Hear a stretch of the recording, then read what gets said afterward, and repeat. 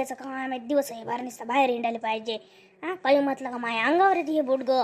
संसाराचा माया मग लोचा लावून दिला. सून पाहिली सून अशी सारा घर असंच आहे. जीवाला सारा विचार झाला काय काय सारा घरात त्यानं सारा घरातून लक्ष काढून दिलं ना. आणि मला किती भोगा लागून राहिली. सून ही निसती माया मागं लागते.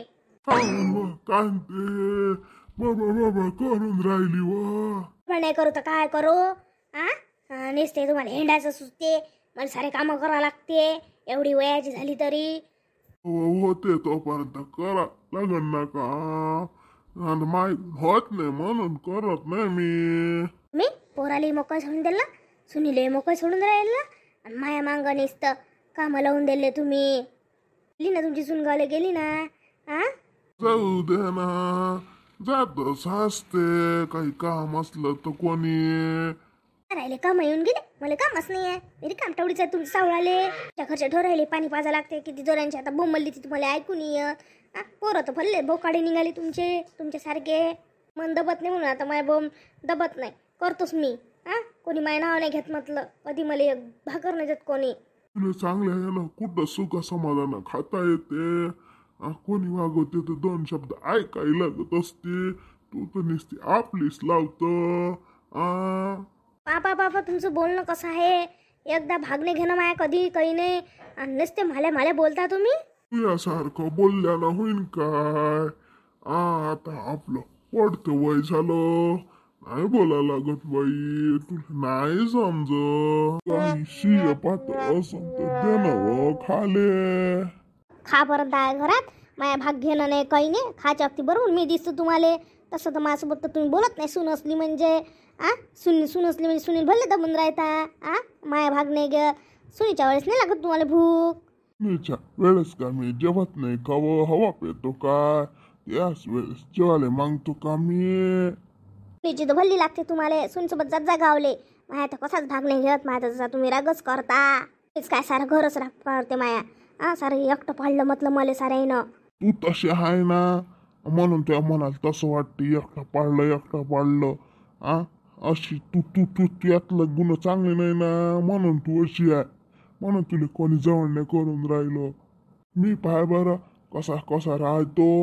असंच राहावं लागत असते. पडत्या वयात माणसानं समजून घ्यावं लागत असते. जे जेवायला भेटलं ते खाऊन घ्यायचं. देते ना आपल्याला. दुसऱ्याच्या लेकरासारखे आहे का कोणा लेकरासारखे. चांगले आहे ना लेकरू. चांगले असल्यावर तू बेकारच म्हणशील. कसं कोणाला राग येते ना. आता मी त्या इकडून बोलतो तरी तू बाहेर काही बोलतो.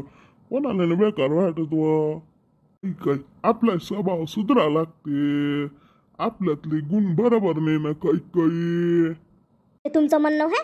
माझ्या सदैव चांगला नाही. चला आता मी उपाशीच ठेवतो. गेली तुमची सून गावले. आता तुम्ही उपाशीच ठेवतो. माझ्यासोबत बोलायचं नाही. केल्यावर तिला सांगतो त्या बुडगा घेऊन जात जा म्हणून त्यासोबत. मा कोणी नव्हे म्हणून मला मारायला येते म्हणून ह्या बुडगा सांगतो. मी तुमचे सगळे डंगरे सांगतो. मी पोरीली सांगतो. जवायले सांगतो तुमचे डंगरे. आया जवायले माहीत आहे. कोणाला सांगतो मी कसं आहे म्हणून. तूच कशी आहे सगळ्याला माहीत आहे. काही माही बदनामी करशील तरी सगळं माहीत आहे त्याले. काही नाही बडबड करत राहते. कधी पाहिली का ना आप्पाजीला काही आठवत नाही. काही नाही निसते आप्पाजीच्याच मागं लागतं. पप्पा बोलून नाही तर काय. माकून काहीच भाग नाही घेत म्हटलं. मला मांगावर मारायला येते म्हटलं. काही नाही करून काही माहीत म्हटलं असेल म्हणून राग गे गाला. मॅळ करतो ना तू. कसं नाही तुला मारण मग. काहीच नाही म्हटलं ना माय. तू आप्पाले तसेच करते. माया रागच करते म्हटलं. सकाळी त्या आप्पाजी फक्त आंघोळ करून घ्या म्हटलं. तर माया अंगावर ह्या बुडा मारायला आला म्हटलं. तुम्हाला काय आहे.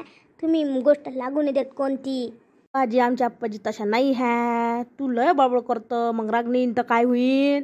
लय मागं लागतं ना म्हणून बरोबर टाईमवर जेवायला दिलं तर काय होते. तू देत नाही बरोबर जेवायले. नुसते बडबड करतात जेवायच्याही टाईमले.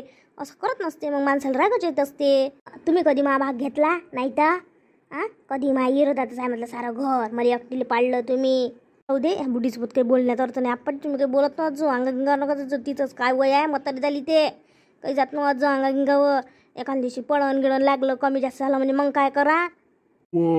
तिला किती समजावून सांगतो. मॅटर्स करते ते मले. घरात आलो का बाबा करते. एवढा बयाड आहे का मी. इथं नको जाऊ तिथं नको जाऊ करते मला ते आणि नुसती बाबा बाबा करते टपून देते मला. आजी जास्त मागू नको लागत. जो आता सगळ्या गोष्टीतून तू लक्ष काढून घे. आता तुझ्यावर शेवटचं वय आहे आणि ह्या गोष्टीतून तू जरासं आता लक्ष काढून घे आणि बिनफालतूशी तुझे जीवन असं गमावू नको. जे असलं ते मस्त खाल्लं राहिलं मजा केली न बस. मी कधीच बोलत नाही ना, कधीच बोलत नाही ना, तुम्ही मलाच म्हणता. हे बुटी आपली कधीच मान्य नाही करत. सगळं बोलून मोकळे होते पण मान्य तर कधीच नाही करत. पोटी तर लस बोलते आजी आपली. आपलीच लावते सारी. आप्पाजीले मॅड मॅड करून ठेवते. काय अंगावर नाही जाईन आप्पाजी. कोण मी घरात आलो कट कट कट कट तुमची सुनीसोबत चालले जा लागत होतं असं झालं.